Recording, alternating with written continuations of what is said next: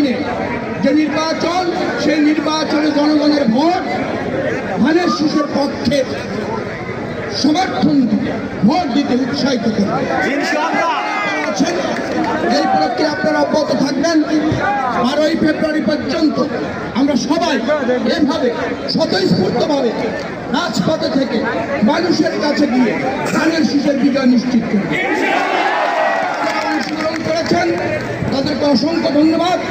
এরপরে আবার মনে হয় সোমবারে এই ধরনের গণসংযোগ আছে, সেই গণসংযোগে আপনারা অংশগ্রহণ করবেন এই প্রত্যাশা ব্যক্ত করে সবাই